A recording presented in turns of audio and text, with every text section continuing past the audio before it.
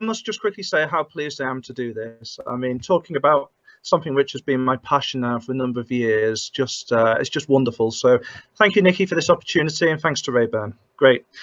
Okay, so there are two elements to my little speech, and that's to do with the personnel that you take on the tour and also engaging the momentum in the tour, which is so crucial to its success.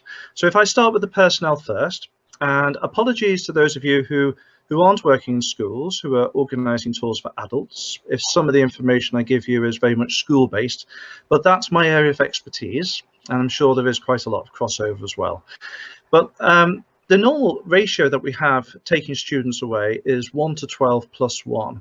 And so typically I'd be looking to take staffing of about 4 or 5 if it was a bus load of 43, 44 students or so. I normally take 1 extra than is recommended, so that if somebody's poorly on the trip, and it can often happen, or if a member of staff needs to take a student to the doctors or anything like that, then you do have that backup. And to fund this, what we normally do is add the little extra payment for the staff into what the students pay to go on the trip, and amongst 45 of them it accounts to very little, but I actually think it's really worth having that extra member of staff. That's the first thing I'd like to say. And taking away personnel that get on together, of course, is so important. You're going to spend 24 hours or so on a coach together. You're going to be sharing rooms at the hotel. You're going to be with the kids the whole time, and you're going to be eating meals together. And I think that if they invest with the tour early on, and they maybe even perform these adults with the groups during the concerts, it builds up that friendship and that professional rapport with each other before you go on the tour. So I would strongly suggest, if you haven't got a team already and you're going on tour for the first time, is picking people that you feel that you can trust 100%. And I mean 100% because you're going to be giving them the trust with other people's children. And there's nothing more precious than that, is there? So just because they happen to be teachers at the school, or just because they even work in the music department, I don't think that's sufficient for a tour. You need to feel that the personnel that you have are comfortable with the situation. So if they haven't been on a tour with you before, ask them if they've been away with the school and what was their experience, and gauge from that whether you feel that they are suitable or that they're confident enough. And if they're a bit new to it, maybe take them out with the students to concerts, or invite them for after dinner drinks to engage with the other staff who may be more confident with what you're proposing, and get them used to what it's like to be going on the tour. Another way you can think about this as well is from a financial point of view, because schools need cover teachers if you're out of school. So if you're taking away a number of staff during term time, the implications of that are costly for the school. So one way I get around this is that I go the first week of the summer term, the summer holiday at the end of the summer term. And that negates any issues to do with finance for the school. And it also allows me to take away the personnel that I really want to take. Okay, so I can choose the people I want to go with and I think are suitable for the tour, whether that's peripatetics or can be an ex-student, it can be a parent. It doesn't really matter who it is, as long as they're DBS checked and they're committed to the tour in the same way that you are. They've got the same ethos about it. Okay, so I think mixing it up is good as well. So taking away maybe a parent who is a responsible adult who you know well, but doesn't play in your orchestras or sing in your choirs, can be quite effective, because they can oversee the equipment when you're performing outdoors, keep an eye on things. They could take some photographs of the group, they could video the event for you, and just have the extra eyes on the situation, because you are out in public, and not everybody out there can be trusted. So yeah, having an extra pair of eyes for somebody who doesn't perform, really, really useful. In the mix, of course, I've got to mention you need a first aider. So you need somebody who's trained for first aid.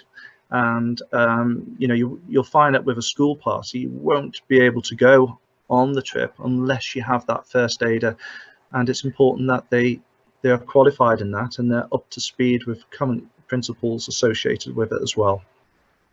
Okay, and if you get a good group, and I've had a good group for some years now, keep them together, get them excited about the next tour. You know, don't think of it as a one-off. You know, there's no barriers to age. Keep them going, get them on the next tour. If you get a good team, they're worth their weight in gold. They really are, especially if the students love their company as well and they engage with them. Okay, so that's what I wanted to say about personnel, and I'm happy to answer questions on that later, of course. Moving on now to momentum. Something I'm going to struggle with in my 5 minutes, I can tell you, because I could talk about tours forever. So I'm going to race through this really, really quickly, because momentum's everything to the tour. As soon as I give the letters out, which is about 18 months before we go on tour, that's for me when the tour starts. And the actual tour itself is the icing on the cake. Because what makes a really, really fantastic tour is the build-up and the momentum to that tour. If you book early, you'll get a discount with any tour operator, which is also an advantage. And the first thing you need to do, of course, is just talk and promote the tour to all the students and the staff involved.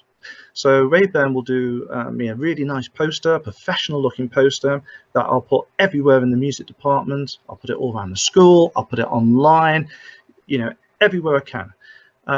And, you know, all the concerts that you do in the run up to the tour, and maybe even a concert series, will help promote the tour, because everybody's engaged over that time in the run up to the tour. So I feel like I'm almost there from the moment I start.